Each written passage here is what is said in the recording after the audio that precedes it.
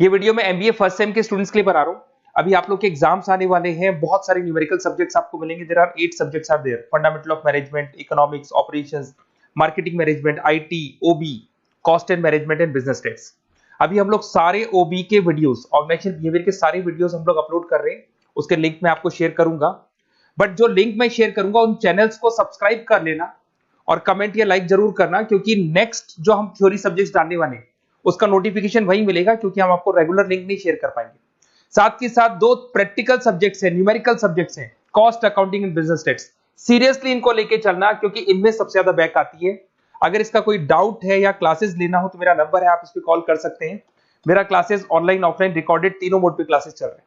Basically हम लोग का जो क्लासेस है वो ऑनलाइन ऑफलाइन रिकॉर्डेड तीनों मोड पे चल रहा है। आराम से मैं सिलेबस करा दूंगा, आपको कहीं दिक्कत नहीं आएगी। और थ्योरी सब्जेक्ट्स में फ्री ऑफ कॉस्ट अपलोड कर रहा हूँ।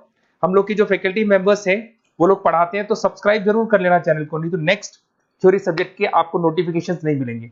Okay, best of luck for your examination. OB start करते हैं। All right. Now see the meaning of organization behavior. Concept पढ़ते हैं सबसे पहले। क्या कह रहा है ऑर्गेनाइजेशन बिहेवियर, इसको हम शॉर्ट में ओबी बोलते हैं। It is a field of study that focuses on understanding and managing human behaviour with in the organisation. हम ऑर्गेनाइजेशन में, कंपनी में एम्प्लॉयज के बिहेवियर की बात करते हैं। ये जो सब्जेक्ट है ऑर्गेनाइजेशनल बिहेवियर का मतलब क्या है कि ऑर्गेनाइजेशन में जो एम्प्लॉयज वर्क कर रहे हैं उनका नेचर, उनका बिहेवियर टुवर्ड्स द ऑर्गेनाइजेशन कैसा है, और उस नेचर, उस बिहेवियर के बेसिस पे कंपनी को कैसे वो इफेक्ट कर रहा है, पॉजिटिवली इफेक्ट कर रहा है, नेगेटिवली इफेक्ट कर रहा है, प्रोडक्टिविटी पे क्या इफेक्ट आ रहा है, ये सारी चीजें हम इसमें पढ़ते हैं। Now it explores how individuals, groups और structures influence and are influenced by the behaviour of people. मतलब कि जो इंडिविजुअल्स है, as a person, as an employee, आप एज एन एम्प्लॉय आपको क्या कैसे इम्पैक्ट कर रहा है एम्प्लॉयज का बिहेवियर। ग्रुप में अगर आप 10 स्टूडेंट्स का एक ग्रुप है तो आपका सबका इंडिविजुअल बिहेवियर होगा, तो इंडिविजुअल बिहेवियर वो आपके ग्रुप को कैसे इंपैक्ट करेगा, ये चीज आप पढ़ते हैं ओबी में। And structures influence and are influenced by the behaviour of people. लोगों का जो बिहेवियर, एम्प्लॉयज का जो बिहेवियर है, उसका इंपैक्ट ऑर्गेनाइजेशन पे क्या आता है, ये हम देखते हैं।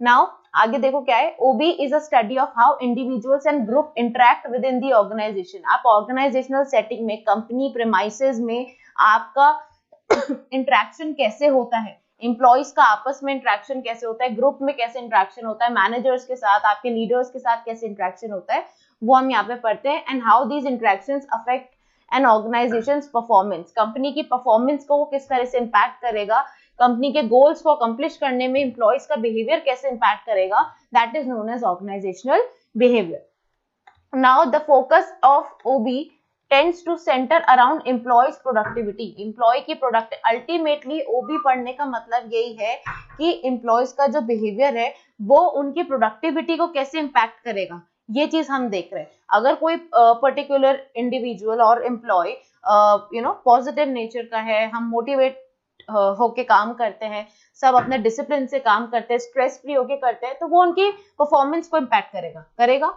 सिमिलरली अगर आप इसी का ही ऑपोजिट बिहेवियर है, आप बहुत ज्यादा इनडिसिप्लिन रहते हैं, बहुत एंगर इश्यूज आपके साथ हैं, तो वो अगेन आपकी प्रोडक्टिविटी को इंपैक्ट करेगा, आपकी परफॉर्मेंस अच्छी नहीं होगी, स्ट्रेस ज्यादा होगा, तो आप काम पे फोकस नहीं कर पाएंगे, राइट। तो वो चीज आपका ओबी इंपैक्ट करता है, ठीक है। For example, OB studies have shown that employees who feel valued and appreciated। अगर आपकी कंपनी आपको वैल्यू कर रही है या आपको एप्रिसिएशन दे रही है, they are tend to be more motivated। अगर आपको एप्रिसिएशन मिल रहा है, टाइम टू टाइम सैलरीज में इंक्रीमेंट मिल रहा है, तो आप मोटिवेटेड फील करते हैं और वही मोटिवेटेड फील होने की वजह से आपकी जो प्रोडक्टिविटी है वो इंप्रूव होती है। And same applies with opposite applies with the in the other and. मतलब कि अदर एंड क्या कह रहा है कि अगर आपको कंपनी वैल्यू नहीं कर रही है, रिस्पेक्ट आपको नहीं मिल रही है, आपको अप्रिशिएट नहीं किया जा रहा आपके काम के लिए, बार बार आपको टोक रहे हैं, बार बार आपको चीजें सिखा रहे हैं, सैलरी आपकी प्रॉपर नहीं है जैसी आप चाहते हैं,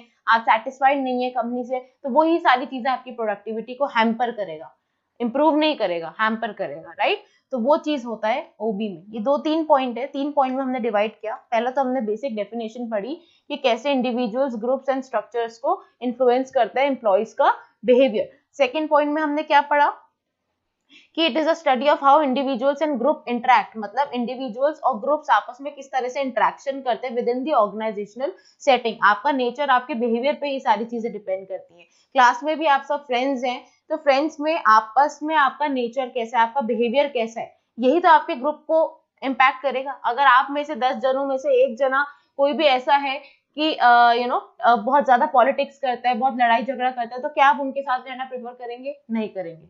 सिंपल ह्यूमन नेचर है। वही चीज ऑर्गेनाइजेशनल सेटिंग में भी होती है।